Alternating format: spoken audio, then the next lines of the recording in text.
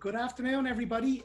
You are all very, very welcome to this special version of Youth Theatre Ireland's Young Critics. My name is Alan King. I am the Youth Theatre Officer for Youth Theatre Ireland, and you join me from a virtual Project Cube, which has been the Young Critics' spiritual home, I suppose, for the last number of versions that we've done. So wherever you're joining us, from whatever part of the country or whatever part of the world, you are all very, very welcome. In a few moments, I'm going to pass you over to Karen Fricker, Dr. Karen Fricker, who will be chairing the panel as she has done for many number of years. And we'll hear from some young people in advance of that. But before we kick off, I'd like to welcome Youth Theatre Ireland's director, our recent director, Mr. Owen Doyle. Owen, you're very welcome. How are you? Very good. Thanks very much, Alan. So I'm the new director with Youth Theatre Ireland, so just kind of very fresh in. So I'm delighted to be here. I've been to a number of these Young Critics panels over the year, and they're always really, really interesting. So it's great that we were still able to make it happen in, I suppose, what we can all term a very unusual year. I suppose I just want to do a couple of thank yous. I suppose I want to thank the Dublin Theatre Festival for all their work and hosting us every year. So Willie White and Maria Fleming, for all their support that they do for the Young Critics panel all the time. Stephen McManus in production for kind of working with us as well. Derval and Katie for all the marketing and managing all of the online stuff with us as well. And of course, Sharon White in the box office. So we are delighted that despite everything that the festival has going on, that this was still a really important element to kind of get over the line and work with us with. So we're really thrilled that we could make this happen.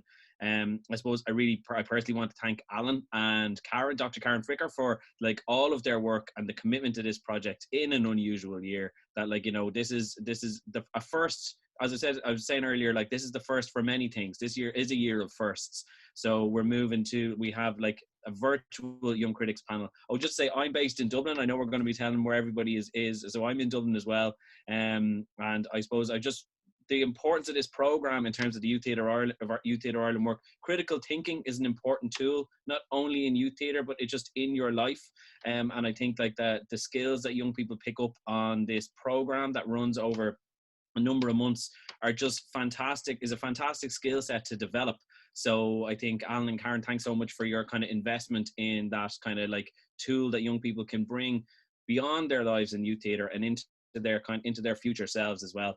Just want to thank our funders, DCYA and the Arts Council. And without further ado, because there's loads to do and there's loads to go through, and you don't want to be hearing from me for ages, so I'm going to pass back to Alan and enjoy everybody.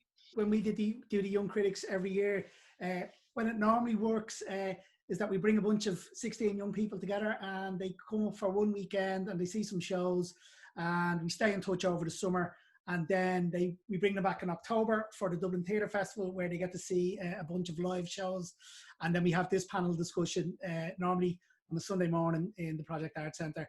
That couldn't happen this year. I suppose we were due to happen about 2 weeks after the lockdown happened, so the programme was suspended. But after some careful thought and consideration, we realised that actually the Young Critics programme could really thrive in an online environment. And I know it's an area that myself and Karen have been interested in a number of years, particularly the digital learning, digital practice. And I think, like many people this year, we got a crash course on how to do it. So what I'd like to do at this stage, I'd like to introduce some of the young people, just for them to talk a little bit about what the process was like for them. So you can, I suppose today is the culmination of 6 months work. These aren't just a bunch of young people that we brought together. They've been working together over a long period of time. So I would love to introduce one of the first young people. So if Ellie is there from Activate Youth Theatre. Hi, yeah, thanks Alan. My name is Ellie and I'm coming to you from all the way in Cork, and I'd love to talk about the application and how this whole project started. So over 6 months ago now, I think we all found out from our youth theatres this project was going to be happening. So we filled out our applications, we make a review of a piece that we'd seen already. So I made a video review, which was a really cool experience, but also really cool to look back on now to see how much I've learned since then and how I do it differently. At the time when I accepted the place, when I got a call from Alan, we were of course under the impression that we'd be coming up for 2 weeks to Dublin, because yeah, totally different scenario all that time ago. But since then, Obviously a lot has changed, so we moved completely online. And of course, like, Zoom can be really difficult for lots of different things like school and stuff, but it's worked really, really well for us with the Young Critics. And I think my favorite thing is how we've managed to work really collaboratively, even all online. Like, we've never met in person, but I think we get on really well and we can work really well together, which I think is really brilliant. And I've really, really, really enjoyed the process. And I'd love to pass over to Larkin to talk about the online workshops themselves. Hi, thanks, Ellie. I'm Lorcan. I am from Kildare Youth Theatre, and I'm broadcasting live from Kildare. Just like, it's just been a really, really good experience, and I think it's an experience that's held up despite circumstances, and I think it's actually quite impressive that we've managed to do that, and that Karen and Alan have actually given us the tools and the kind of methods to actually go about doing that. So many thanks to them from all of us, I'm sure. But yeah, that's pretty much kind of, there's a lot that goes into this. There's a lot that goes into just the Young Critics itself. We watch a lot of shows, we review them. There's a lot of people who have different types of reviews. Like Ellie said, she did a video for her application. But then there's, like, I know Andreas is doing podcasts, and there's just loads of people that have done really nice, like, different things that have kind of opened up a lot of our minds to it. And we've just learned so much, and we've learned, like, how to review different things, how to go about reviewing different things, the different types of reviews and stuff. And I think it's really, because it's not really something I would have thought about previously, but it's really kind of opened my mind to it, and I've really enjoyed a lot of it, and I think a lot of people think the same. I'm Aoife. I am from North Kildare, and I'm going to talk about the different plays that we've seen. So the first proper performances that we reviewed was the Dear Ireland performances, which were a bunch of videos put together that were virtual letters to Ireland from people. And the one that I reviewed was called Shower by Sarah Hanley, and was starring Denise Gow. And that was a really great performance. I loved watching it because it was something that was so relevant to the times that we're living in right now. And also Bear Hunt by Grace Lobo was an amazing performance that had a very individual format, that also starred Desire Birch and Eileen Walsh, and they were very good in performing. I really loved Young Critics because I met so many new people who had the same interests as I do. And it was so great to bond together. We're all very nice and respectful towards each other. It's been such a great experience. And I've learned so much. I've learned what do critics look for when they're trying to review a piece. And I was really surprised at the amount of research that actually goes in to creating all these pieces. It was really eye-opening and was such a great experience, and I'd love to do it again. I'm Marie Fielden from Free Radicals Youth Theatre, and I'm currently based in Kerry. I'm going to talk a little bit about, since I'm from Kerry, I'm living in Southwest Kerry, I'm incredibly rural, and obviously the pandemic was an incredibly isolating experience for a lot of people, but due to the fact that I live incredibly rural, Young Critics allowed me to connect and take my mind off what was going on, since I didn't have I didn't have the ability to do it anywhere else. So Young Critics allowed me to connect with people all over the country who I would otherwise would have not met, and allowed me to be a little bit less lonely during the lockdown period during the summer.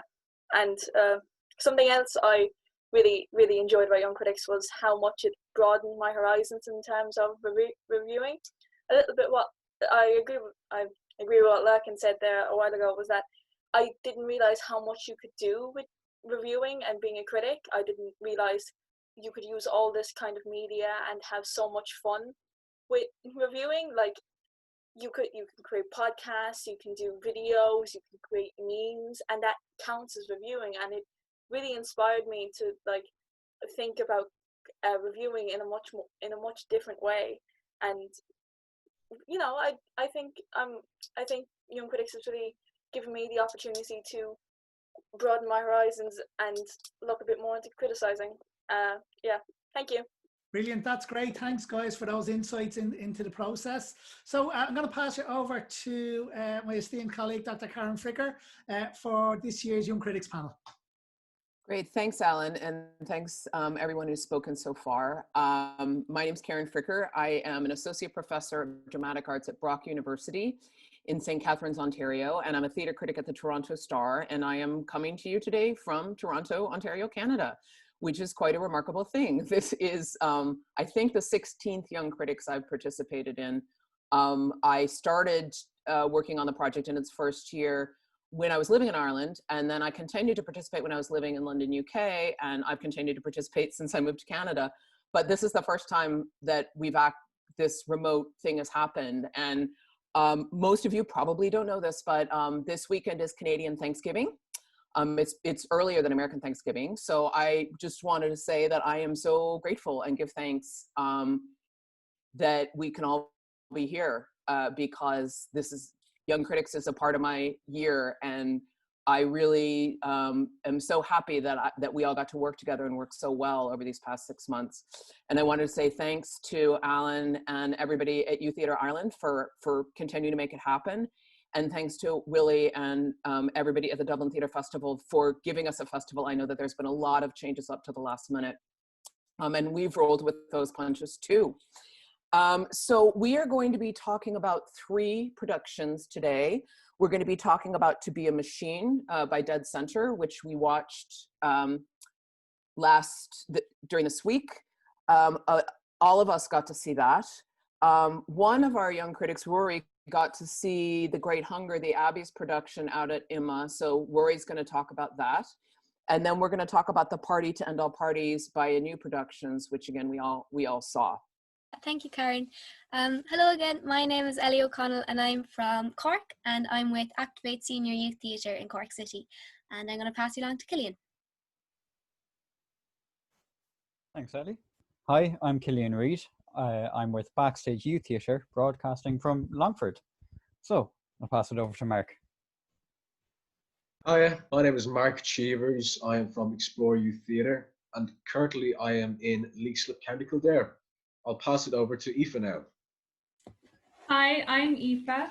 I'm from Explore Youth Theatre, also in North Kildare, and I will pass it on to Harry. Hi, I'm Harry. I'm from Mr. Sands Youth Theatre in Bray, and I'm broadcasting from Bray. And I'll pass it on to Sinead. Hi again, I'm Sinead. I'm from Lightbulb Youth Theatre in Mallow, and I am broadcasting from Cork. And I will pass it on to Heather. My internet broke there for a minute, I'm sorry. Hi, my name is Heather Jones. I'm from Giant Wolf Youth Theatre in Tala, and I'm coming to you from Tala. And I'll pass it on to Rachel. I'm Rachel, and I am from Monaghan Youth Theatre, and I am broadcasting from Monaghan. Great. Okay, thanks everyone. So we're talking about To Be a Machine, which was in the Project Cube, we think, but maybe not. And as we know, the first job of criticism is to describe, because we can't be certain that the really impressive number of people that are on this call, we have 68 participants, have necessarily seen the show. So can I ask one of you to kick off describing what the show looked like and what you understood it to be about? Who wants to kick us off by raising your hand?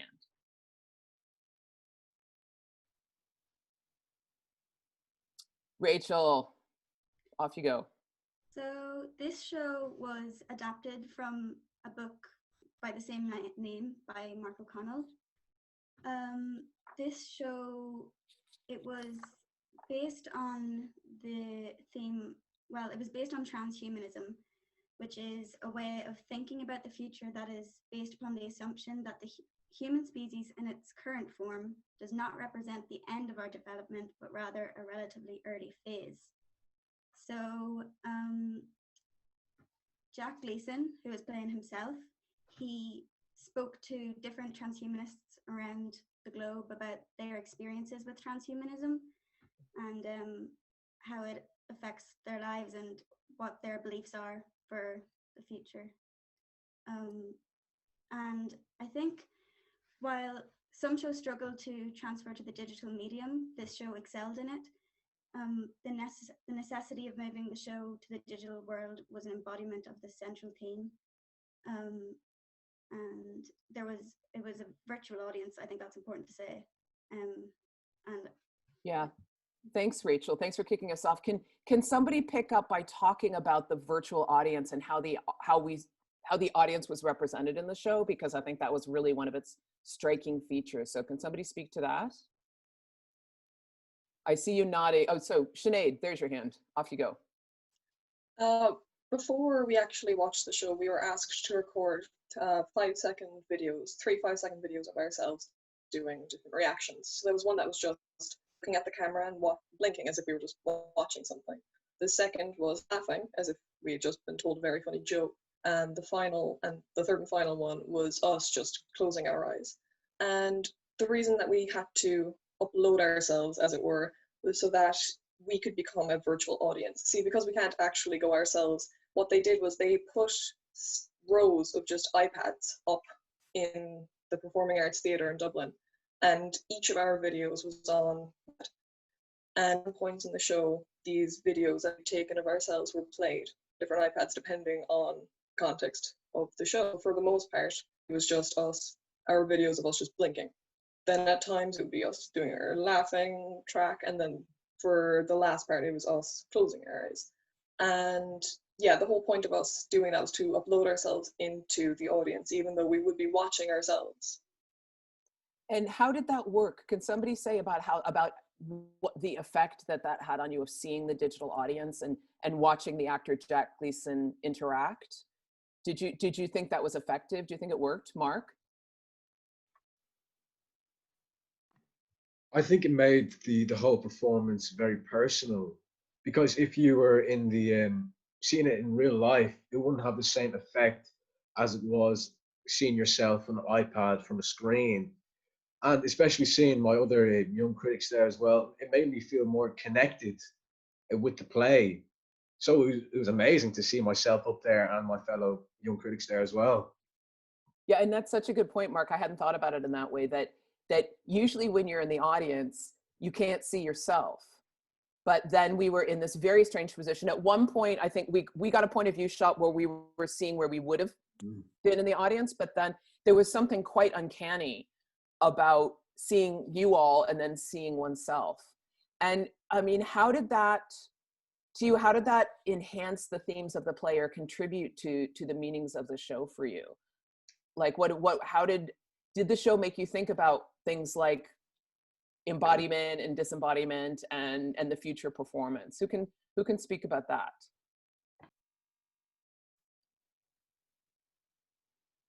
Heather?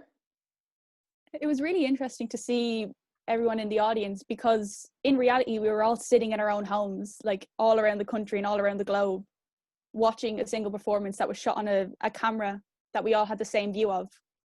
But in reality, if we had have been in that space, we would have been sitting in our seats, like at the back or in the front row. And it gave this sense of we were united in the fact that we were watching this performance, but we were also disconnected from the fact that we were all in our own homes. So it was really interesting to see how they played with that. Who else wants to riff on that? I saw a bunch of hands go up when I asked that question. Eve, I saw you nodding. Yeah, I thought it was very uncanny, actually, to see everyone's faces. And it was almost to the point of like distraction, because I would look at the sea of faces and I'd be like, oh, do I know this person? Oh, look, there's Mark. Oh, look, there's Ellie. But it also had a bit of an underlining feeling that maybe this is the future that we are to be expecting. What if we will be uploaded onto digital forms? Like, is this what would be the norm? And can I, somebody early on introducing this show said that Jack Gleason was playing himself, but I would argue it's a little bit more complicated than that. So can somebody speak about who Jack was, or what your evolving understanding was of the identity of that person? Harry.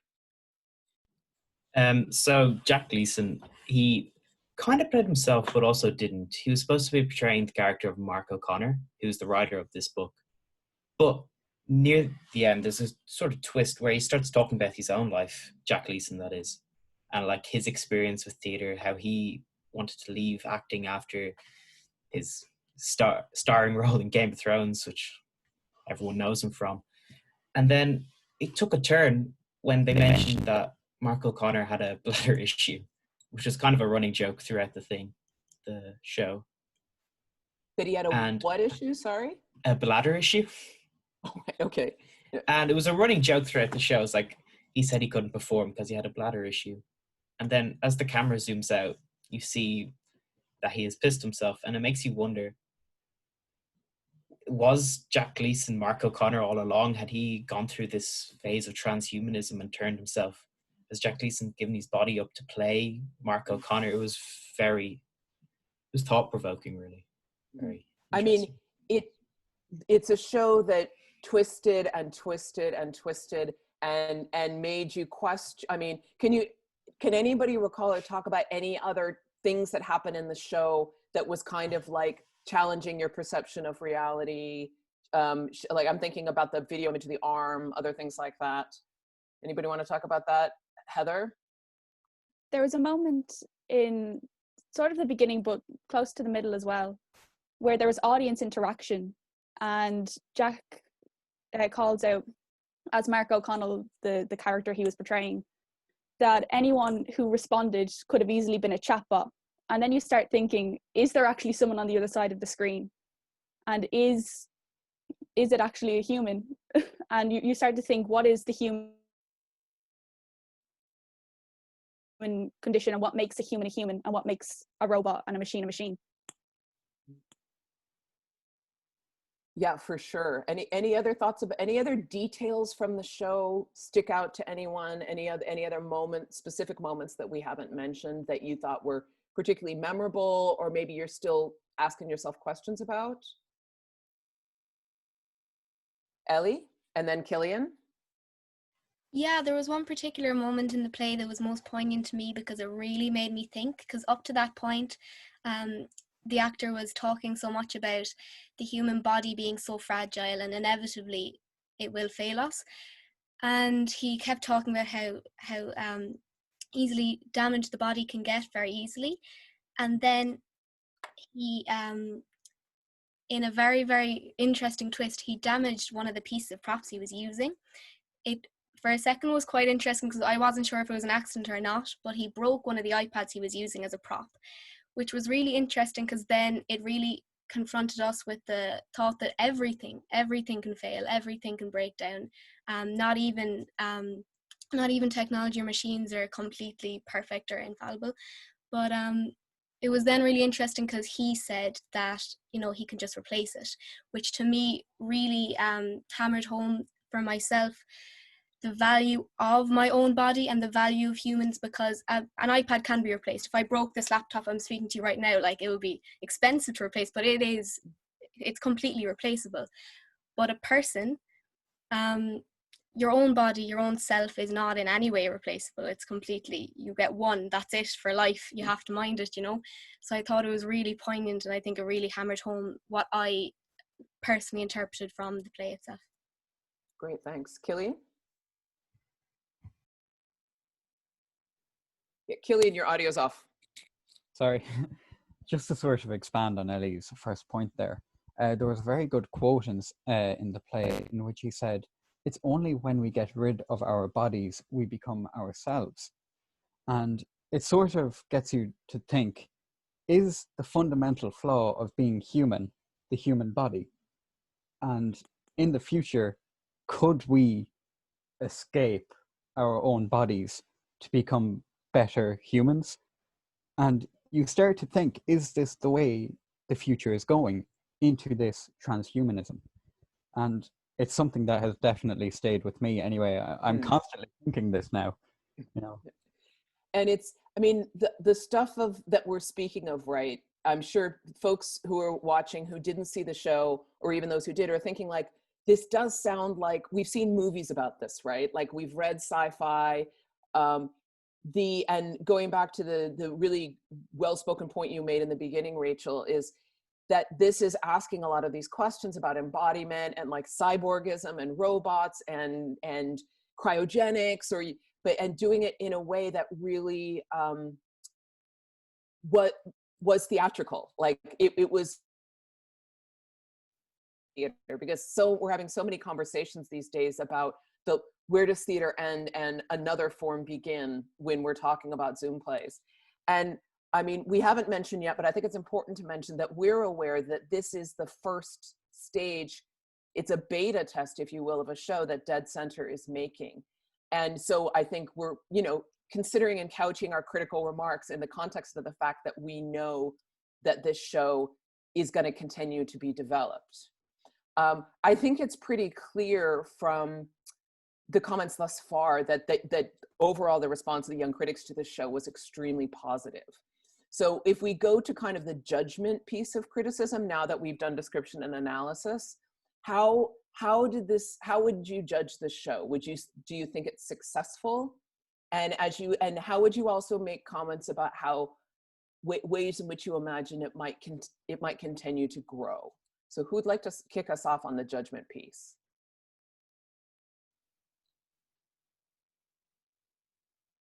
Aoife, thank you. I thought it was like a 5 out of 5 star performance. It was just so good from like beginning to end. It was only 45 minutes. It's relatively short, but it was so immersive. I just couldn't get my eyes away from the screen. It was just so good.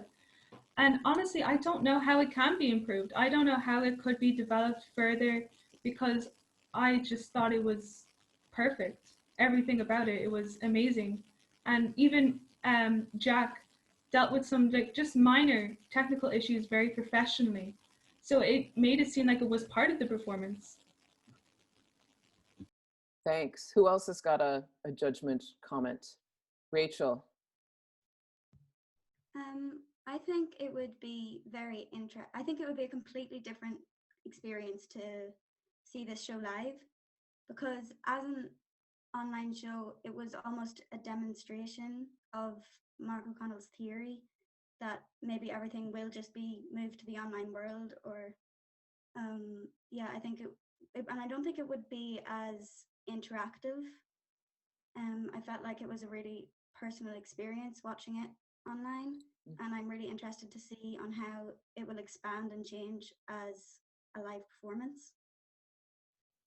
Yeah, thanks, Rachel. And I agree, like the piece about being able to see yourself, we wouldn't have that, or I can't imagine how we'd have that if it's live, but then again, I'm not Dead Center, and I'm not one of the brilliant minds who conceived this show, so who knows. Any other thoughts about judging this piece? Would you recommend it? Are there folks that you would definitely recommend it to and maybe not recommend it to, or do you think would you recommend it to anybody you know?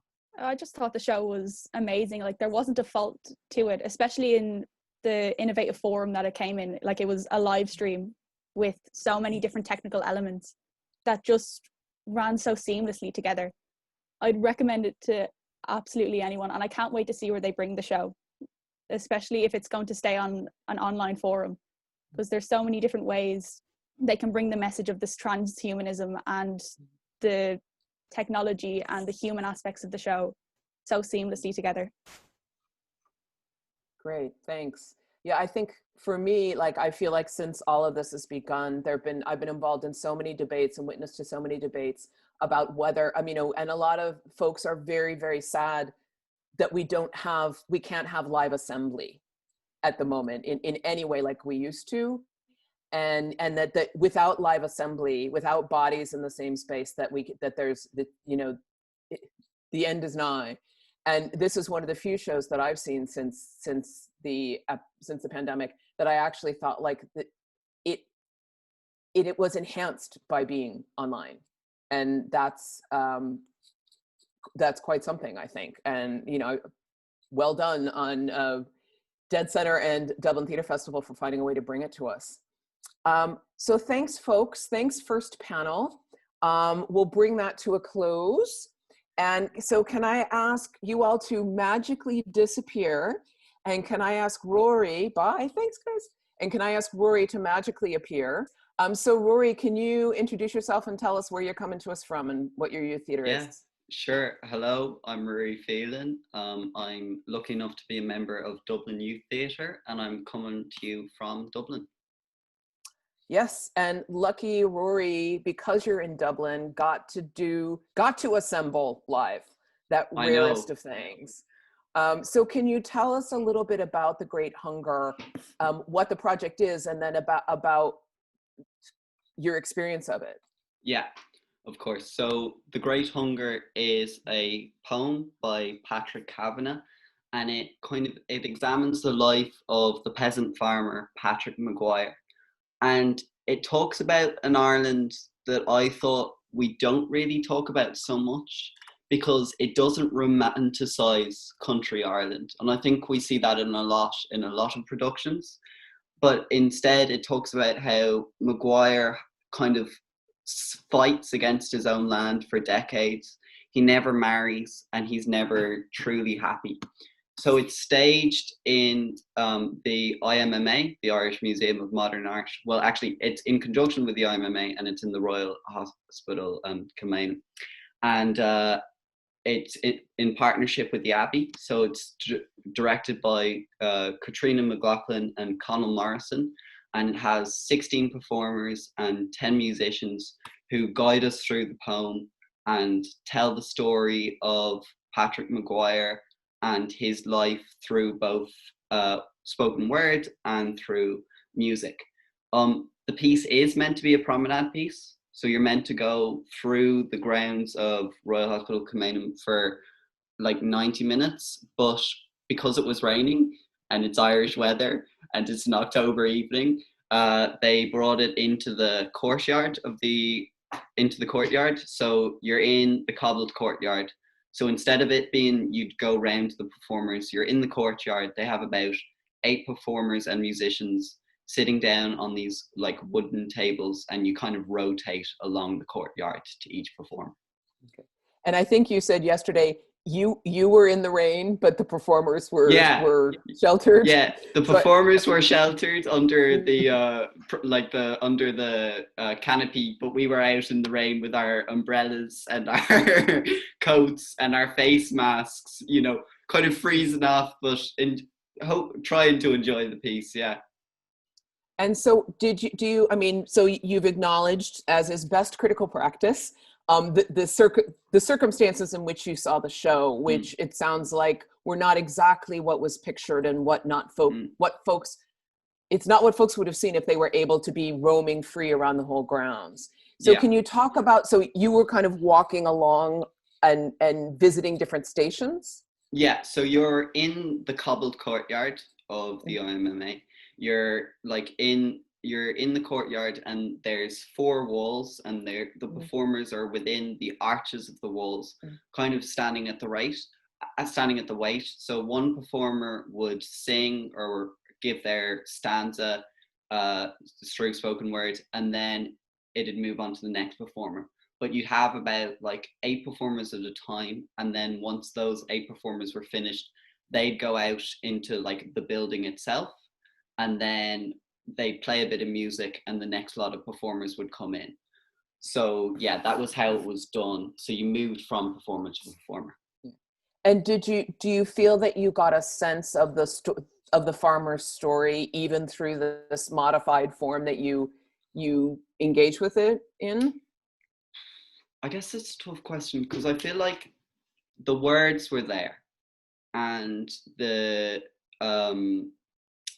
beautiful words of Patrick Kavanagh was there, and Salo O'Halloran's costume was there, which was like reminiscent of kind of 1930s Ireland with like tweeds and wool, but every performer had like a bit of October meadow flower pinned into their costume, which was quite beautiful, and the lighting like through like their shadows against the wall, so it was all a bit surreal and like cool.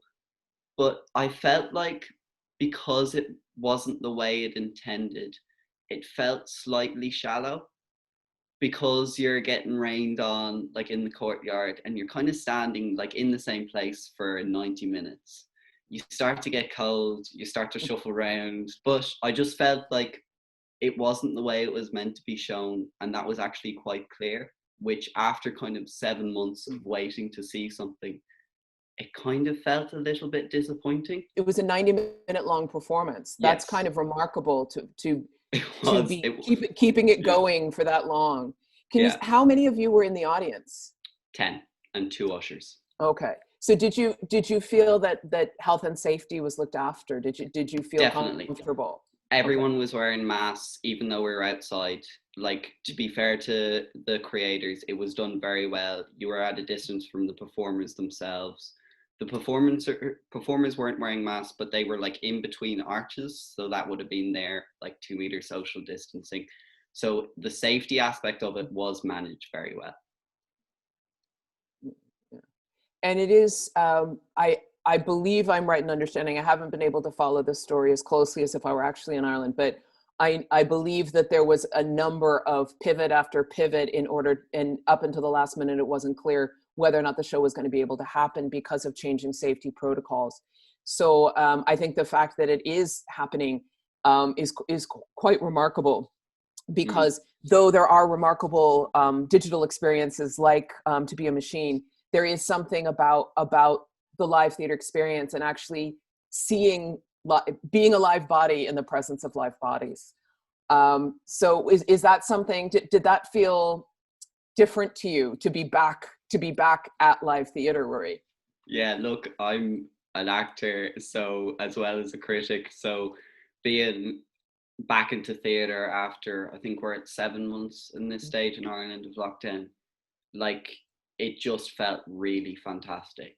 And the fact that Dublin Theatre Festival, Abbey Theatre, and the IMMA had kind of fought very hard. I read the programme, I read the story, I looked into it, very hard to actually have a piece on, despite Dublin kind of being thrown into level 3 without much warning, which meant we couldn't have like performances indoors, was like very admirable.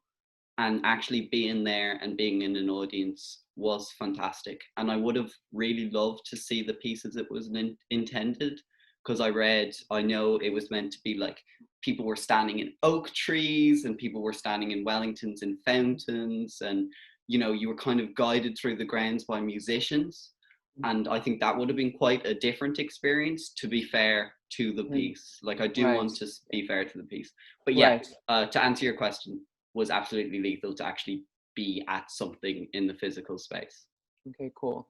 Thanks, Marie. And I am remiss in not knowing if the show is still running and how much longer, but that's something we can return to in Q&A. So it is finished. Oh, is it now? Yeah, okay, well then you're letting us know what it was that we missed. So thanks, Rory, and I'm so glad that you were able to get along so that we were able to talk about the show. So can I ask you to magically disappear with thanks, and ask the panel for the party to end all parties to join us. Here y'all are. I think we're waiting on Emma as well. But as we wait, there you are, Emma. Can I ask you to introduce yourselves, starting with Tristan, and then Tristan, can you hand it off? Hello, yeah, my name's Tristan, excuse me, and I'm from Dublin Youth Theatre, and I'm currently in Dublin. I'm going to pass it over to Andreas now. Hi, my name's Andreas. I'm from Mr. Sands Youth Theatre in Bray, County Wicklow, and I'm currently in Ashford, County Wicklow. I'm going to pass it on to Lorcan.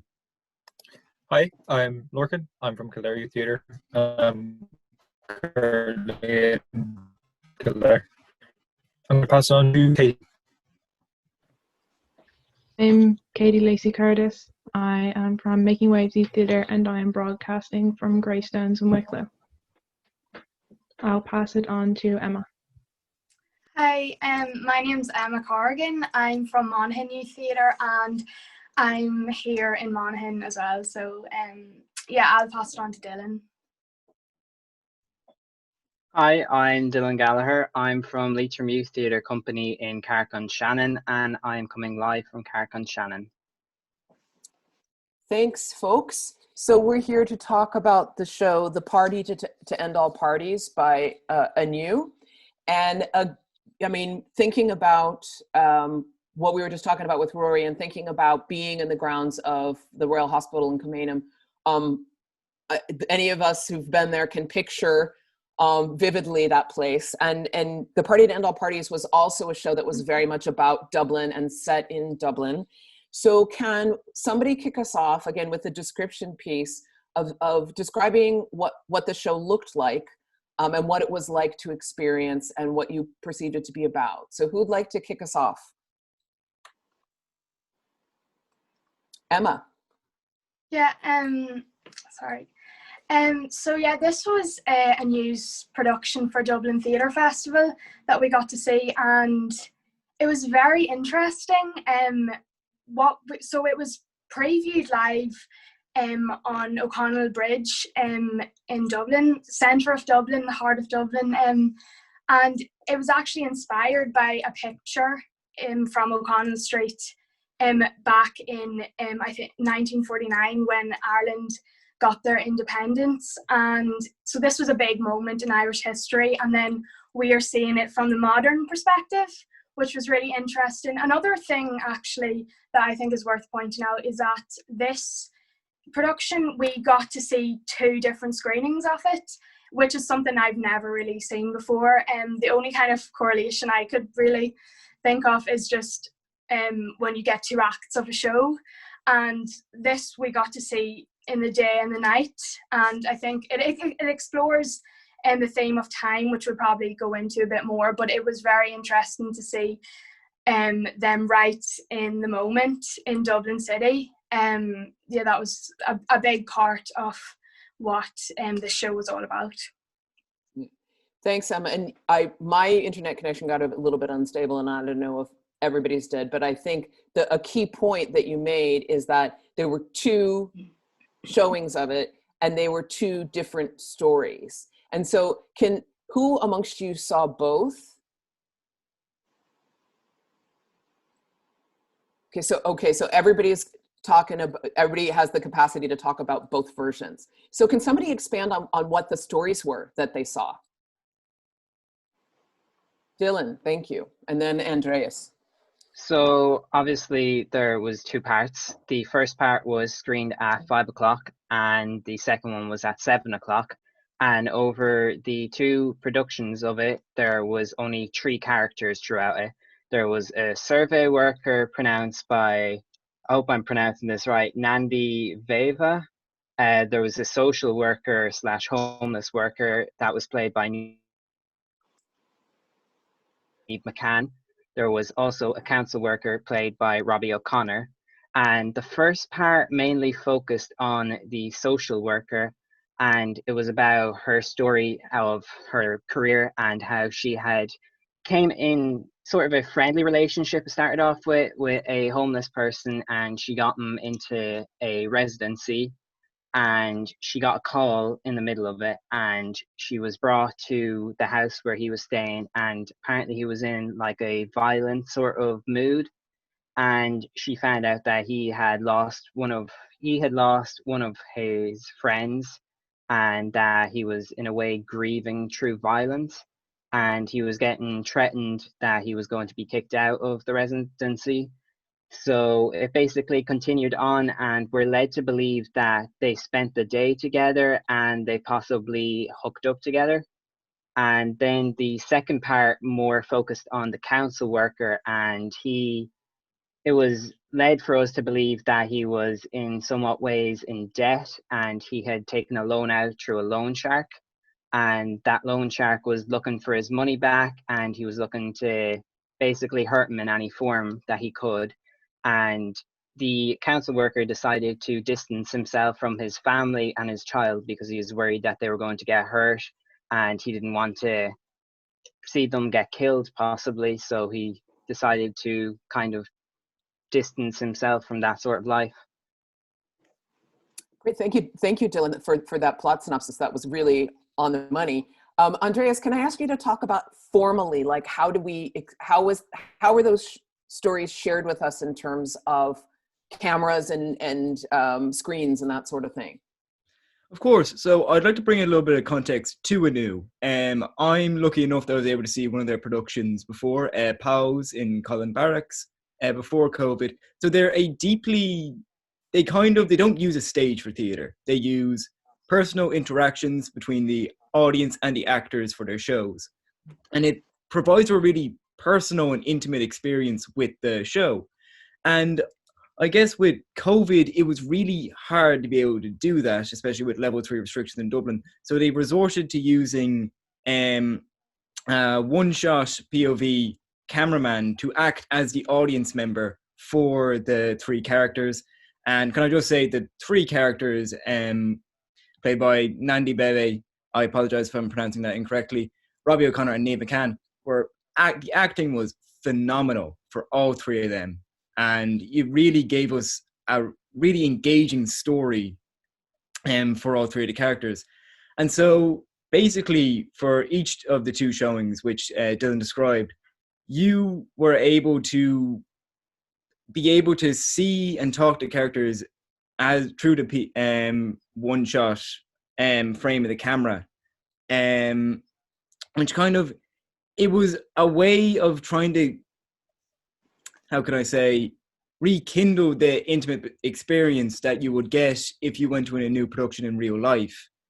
And I'll be honest, I think it was the best way they could have done it with the COVID guidelines, because even though we weren't there, and I'm sure it would have been an amazing, even amazing experience being able to go there and go and walk around Dublin with the 3 characters, to be able to have the experience of even getting all 3 of the characters in 2 showings through this format was still incredibly personal, and you still were incredibly just enveloped in the stories of the 3 characters, and I thought that was remarkable.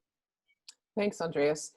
Who else can you talk about what your experience of watching the show? What kind of, were you able to follow it? What kind of questions came up for you? What kind of relationship did you understand that the different strands of story had to do with each other? So who'd like to speak about their experience of watching the show? The show's Lorcan, thanks. Yeah. Sorry. It's really interesting to kind of watch as a show, because it's very much like you are there, and it starts with a surveyor who is kind of initially you kind of think the story's going to be about her, and then she goes up into her office, and then there's kind of there's a video playing in the background, shows it's like talking about what's changed over the years, and then you're kind of getting the theme. But and then there's this really nice interpretive dance scene, which kind of caught me off guard, but I kind of like it though, because it just kind of emulated the sense that she felt really trapped, because it opens with her with a kind of like almost monologue, where it's on the phone saying how trapped she is, and I think that's kind of relatable for a lot of people anyway. But that was kind of shot first person, so but how do I explain this? So it's shot first person, but it wasn't through like our perspective. It was kind of like almost like a third person shot of the character. But as the story progresses, depending on which show it is, in the second showing, it's takes place with the council worker, and then in the first showing, it's the woman who's, I believe, a social worker for direct provision and homeless people, and that's all done like point of view, and then it's done like so.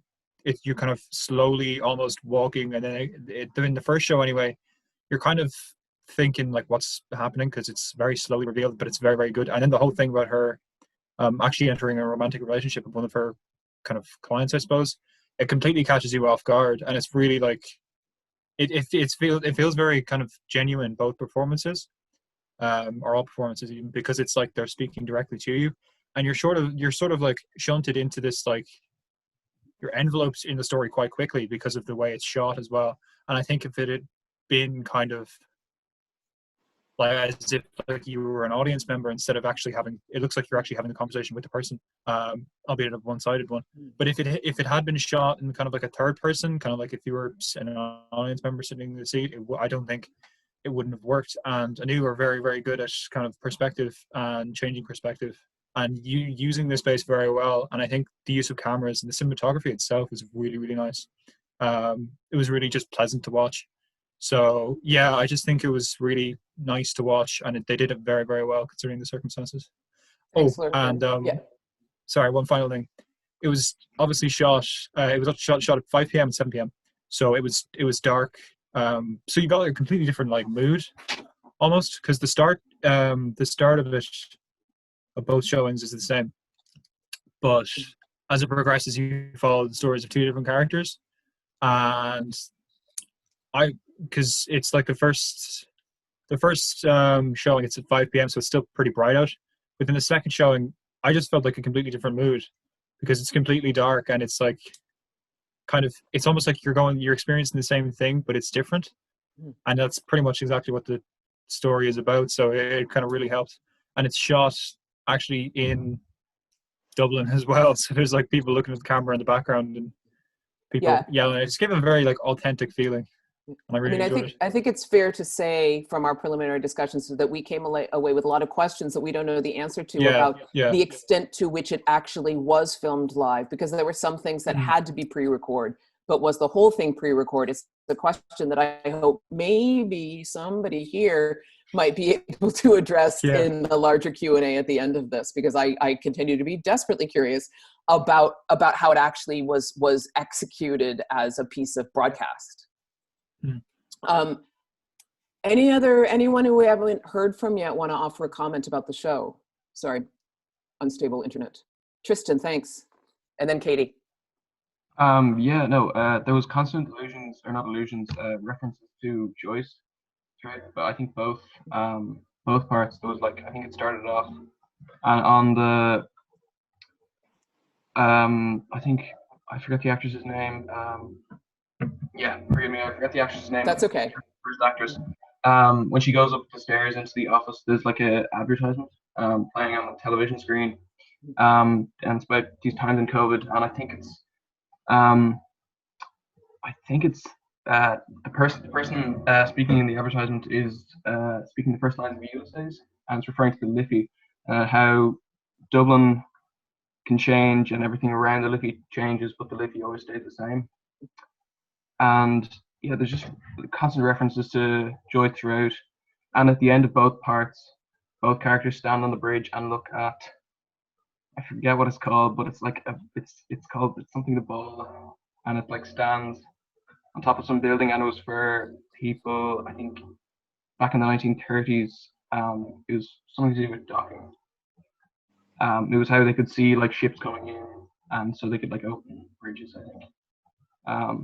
And I think it was just really interesting that Joyce was such an like important part, because for me anyway, I think Joyce, like, very much like a lot of his, in particular Dubliners, is like very much about people who aren't usually kind of given voices being given voices. And I felt very much like a news production, like this production was very much, it gave like voices to characters that weren't always like given voices, and they were like being allowed to be seen kind of. So I just thought that was very interesting. Maybe Thanks, it didn't. Tristan. That was just kind of a theory I had. Anyway. No, that's what we're here for. Katie. I really enjoyed the piece. I do have to say that I did, when I initially watched it, have a lot of questions and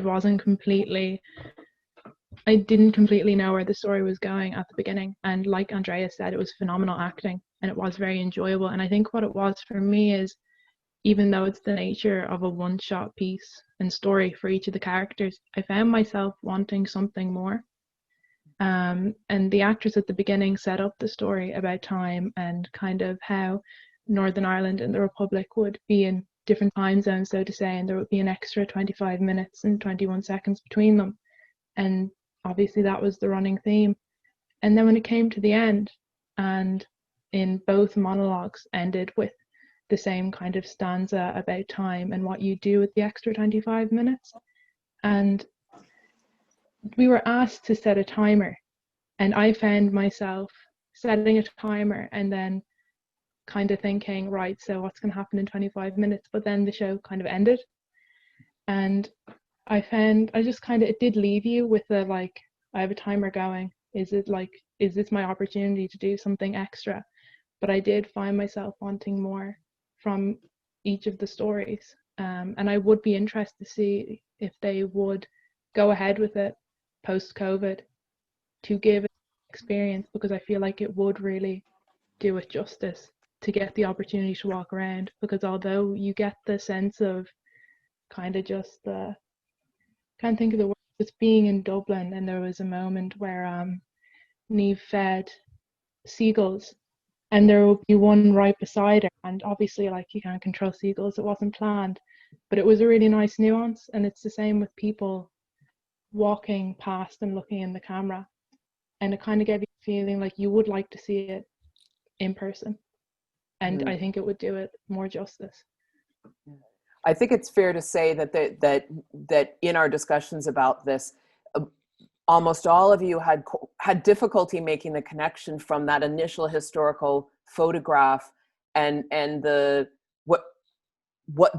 picture that one had in one's mind of what one might be getting from that, and then this extremely contemporary and impressionistic journey through Dublin with reference to COVID, with reference to Brexit, with reference to societal inequities within Dublin.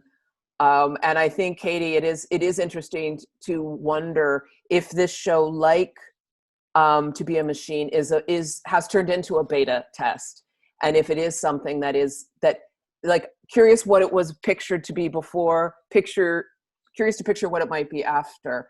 I mean, I can say, as someone who's missing Dublin terribly right now, it was quite again uncanny to be walking, to be have the perspective of somebody walking through the streets of COVID Dublin. Like that really, it was, that I haven't stopped feeling that feeling. So that was very effective for me. But I think it is a show that's very personal in terms of what one got out of it. There was a lot about it that was open, I think it's fair to say. So we're now at well, it's 12:02 my time.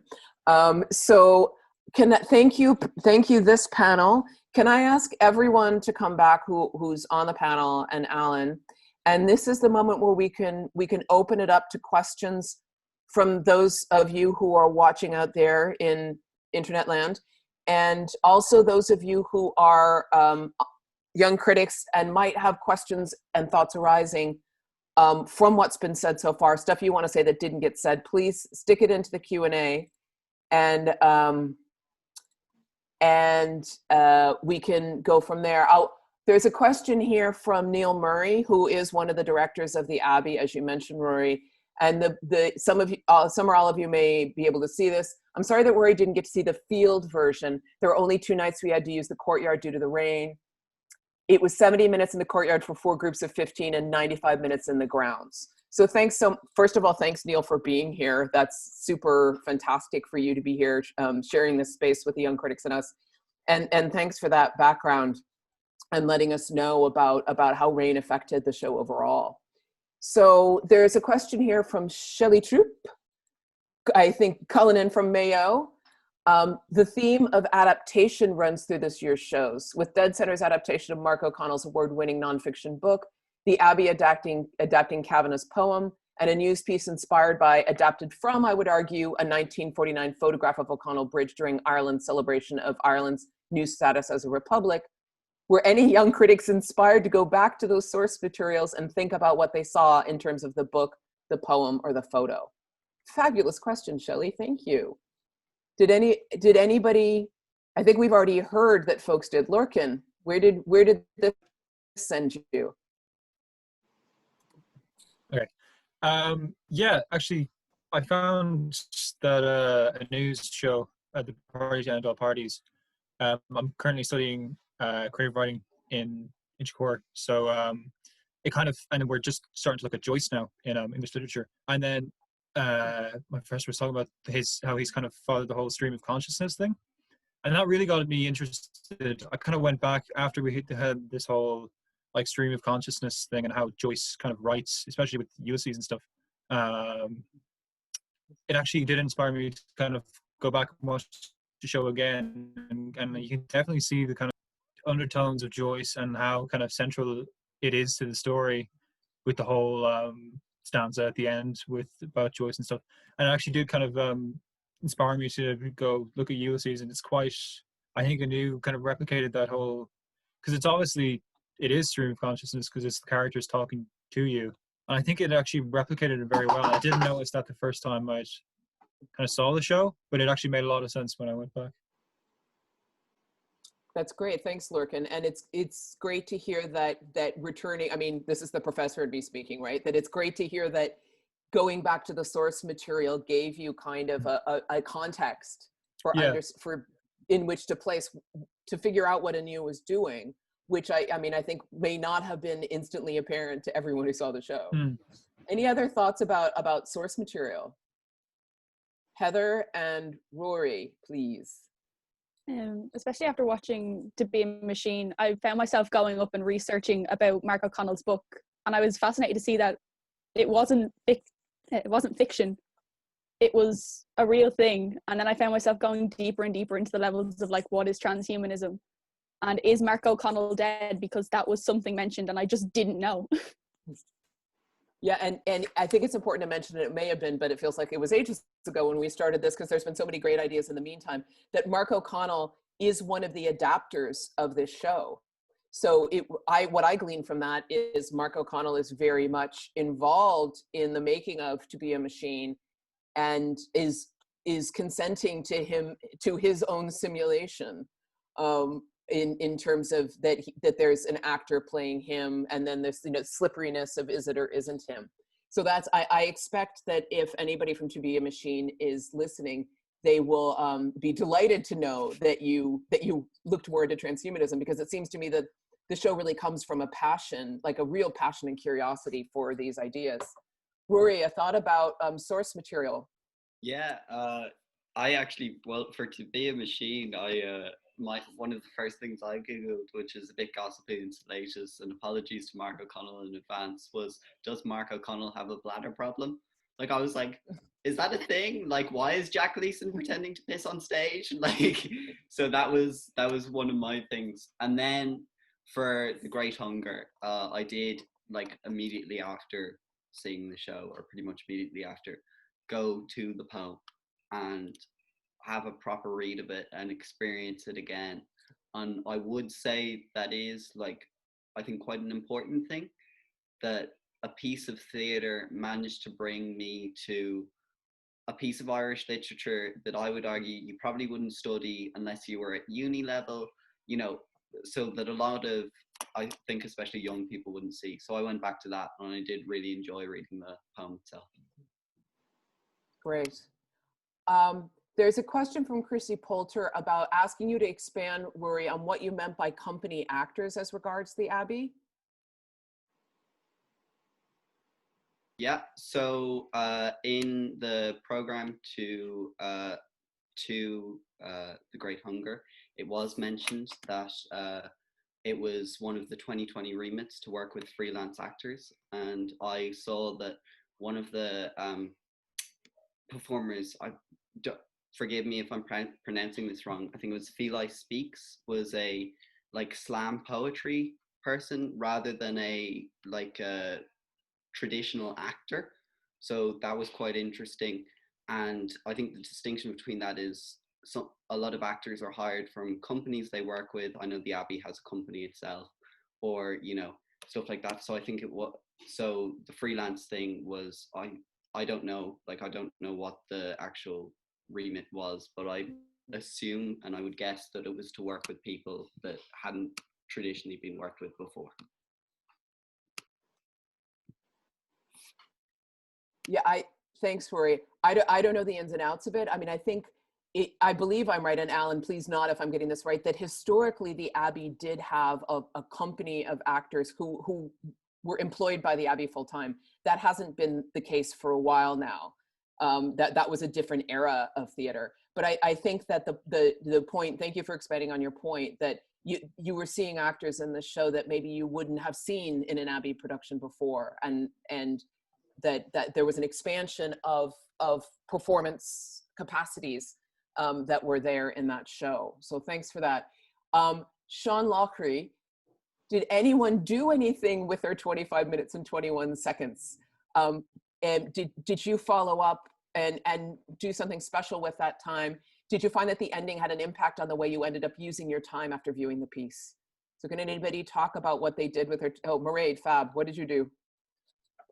So when the stream ended and it was like, so you have 25 minutes, I did set a timer because I was so impacted by the aspect of time and how short it is. And I was like, okay, so I set my timer and I was a bit at a loss for what to do because 25 minutes felt like such a short time and I had to make my decision in that what was it? It was like 24 minutes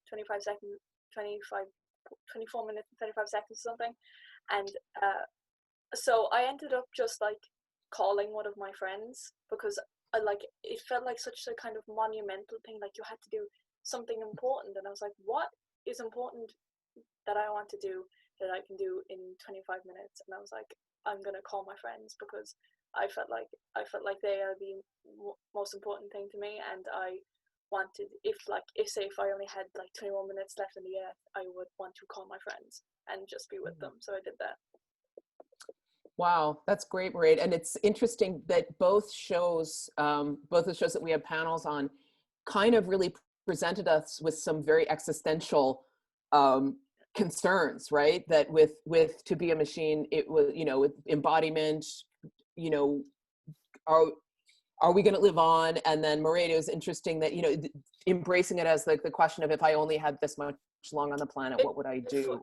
It forces, like, both To Be a Machine and The Party Then All Parties forces you to look at time and morality and how fragile the human experience is and how short of a time you have on this earth. So you might as well make the most of it and make the most of both your time and your body. Thanks. There's a couple of related questions now. One from Maria Fleming. How are you, Maria? Who is one, sorry, Maria, I don't know your direct title, but is one of the people who runs the Dublin Theatre Festival. Can I ask the panel what their thoughts are on watching theatre online? Does it open them to watching more theatre in this format or wanting more to get back to face-to-face theatre? Do you believe online theatre is theatre? Whoop, hands in the air. Emma Corrigan. Yeah, can we just popcorn this a little bit, like one impression, and then Emma, can you pass it on to somebody else who's got their hand in the air? Sure. It was so weird just immediately watching. Obviously I watched both, and watching them was it was such an unusual experience. I think we obviously knew, especially for the Party to End All Parties, that is their kind of what they do. It's very unusual theatre, but to experience something online, it was like I think it really went well, especially with To Be a Machine, just with the themes, but then the theme of time and just all the underlying messages that they had within it. I think we really need to take a look at what theatre actually is, because I feel like I knew we were trying to go in that direction, and I think that there's room for us to adapt. I mean, to me, being like creative is pushing those boundaries. So I think I kind of just tried to accept it, and I have had a great experience overall when I was watching it. So who wants to go next? Could we have Sarah speak, because we haven't heard from you yet, Sarah? I think I feel like To Be a Machine kind of handled the whole interactive kind of, you're there in the audience. Like, I really like the whole he went and he made everyone kind of a machine in the audience, and I kind of appreciated that. But in the other one, The End of All Parties, I feel like that was more of a physical thing. I really wish that you were there on that bridge with that person, because it was so personal that you really just wanted to reach out and consult them in kind of some kind of sense or way.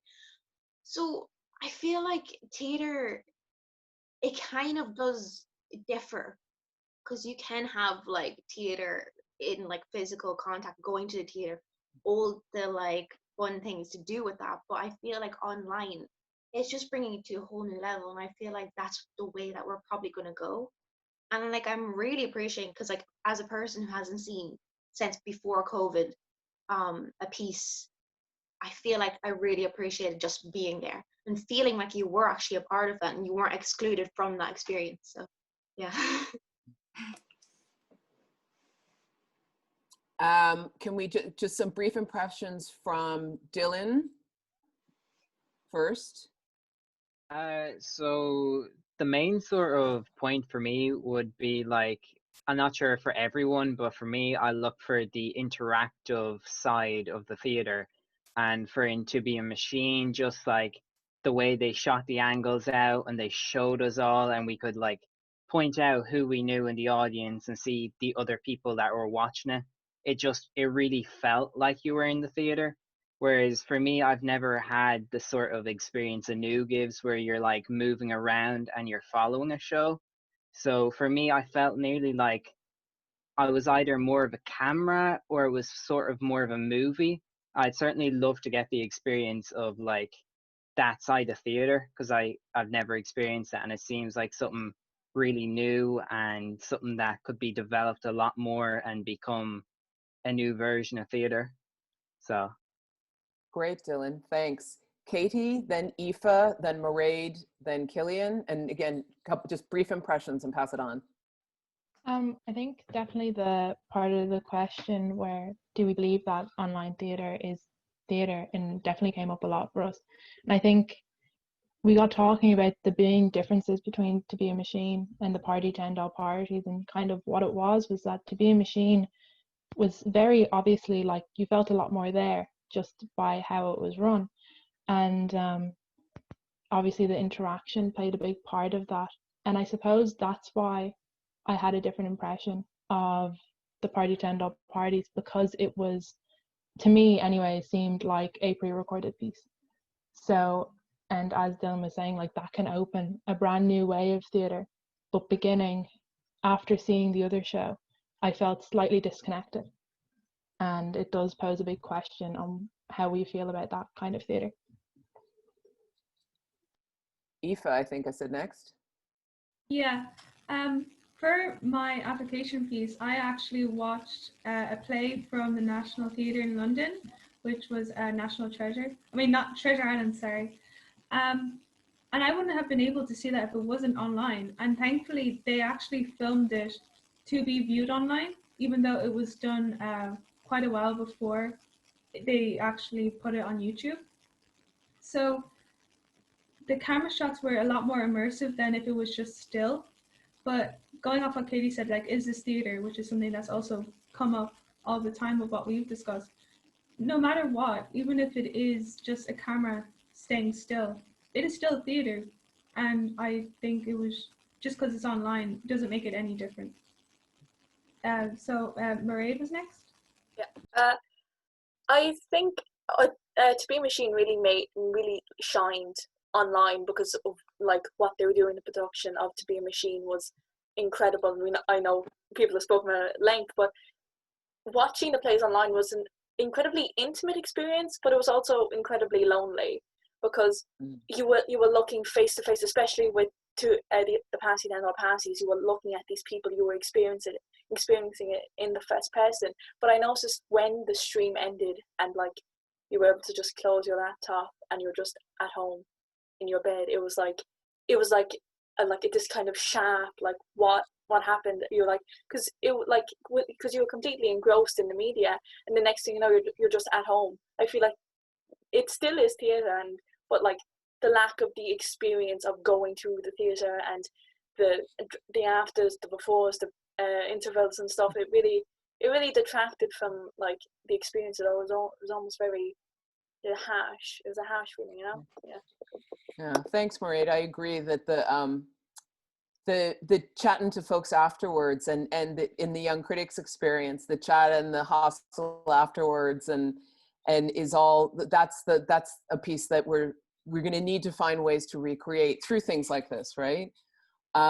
Rory, then Heather, and then we'll draw to a close after that. But I do want to get these last couple of thoughts. Yeah, I just think it's a very fascinating question. I mean, I think it was really interesting to see how shows were adapted to be online. I think To Be a Machine, I'd almost argue that there wouldn't have been a better time to show it. I think like if you saw it live, it'd be very different experience. And then the Party to End All Parties, I think probably would have been done more justice if we got to go see it and got to follow the actors around. I guess from a student's point of view, as well, for these shows, I know we get to see them for free as part of Young Critics, but it makes it more affordable to see a show online. Like often the tickets are cheaper. I've gone and watched other stuff online that might be free or might be much cheaper. And like, that's a fantastic way to make theater like very accessible. So I think that is like quite an interesting way to pursue it. And one of the first discussions we had, like as one of our first Young Critics workshops, is what are the elements of a night of a production and what are the elements of theatre? And we kind of talked about intermission and audience and lighting and stage. And I think that's so interesting because, you know, my pre-show these days is grand. I'll turn my computer on and do I have time to make a cup of tea before they start the show? And like, that's such an interesting thing to kind of, for every maker to have to go, where are people viewing this from? You know, is their grandmother in the next room saying, do you want a cup of tea or something? So it's fascinating is what it is. But I think it's also encouraging. And I think some shows work very well online. Thanks, Marie. Heather? Sort of like what Rory was saying, like when we first started out as Young Critics, we talked about, is theatre online theatre and what makes theatre? And we sort of had this general consensus that theatre is someone performing and someone watching. So as long as someone's performing and someone is going to watch, that is theatre. And it was actually brought up in To Be a Machine. Jack Gleason said, theatre is a dying medium, a place where we die together. And I think whether that happens in a real life theatre building, whether it's on a promenade or whether that's us watching behind a screen and watching a live performance, that is theatre. And no matter what form it takes or no matter what medium it takes, as long as someone's going to perform, theatre will be there. Thanks so much.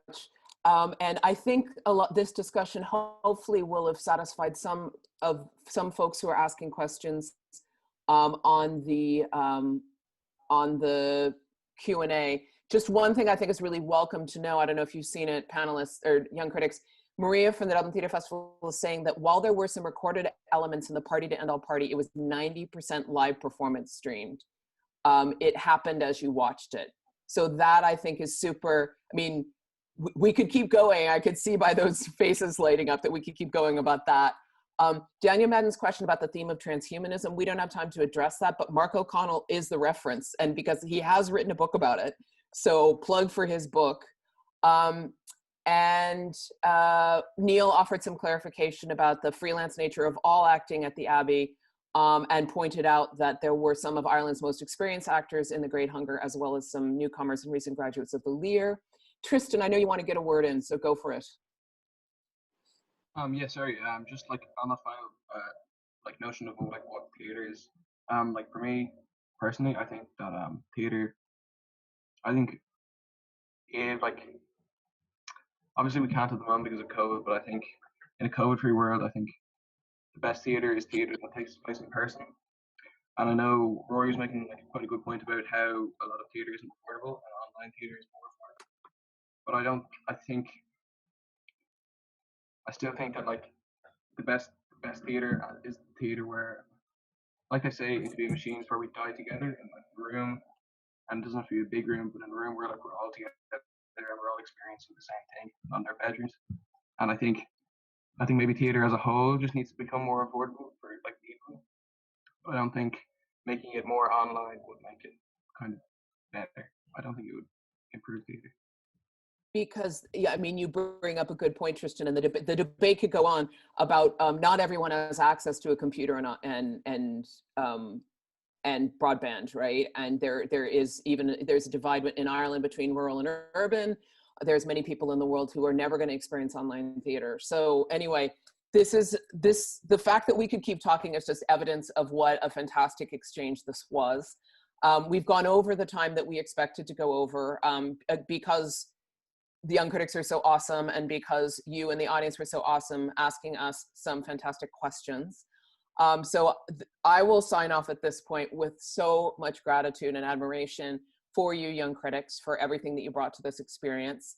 And I'll leave it to Alan to have a final word if he feels the need. That's brilliant. Thanks so much, Karen. Thanks to everybody who attended. There's I think, a final thought for us all, which is kind of non-theatre related.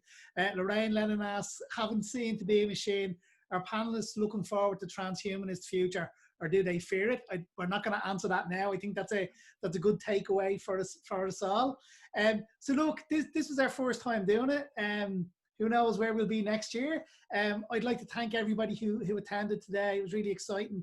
I'd like to thank Karen for again handling the panel so ably and so expertly. I'd like to thank all the young critics for their marvelous insights. And we've been on this journey for the last 6 months. Without further ado, I'm going to end the meeting. So thank you all for attending, and we look forward to seeing you all for Dublin Theatre Festival 2021. Thanks so much. Bye bye. Thanks for coming. Bye. Thank you. Thank you. Bye bye. Bye. Bye.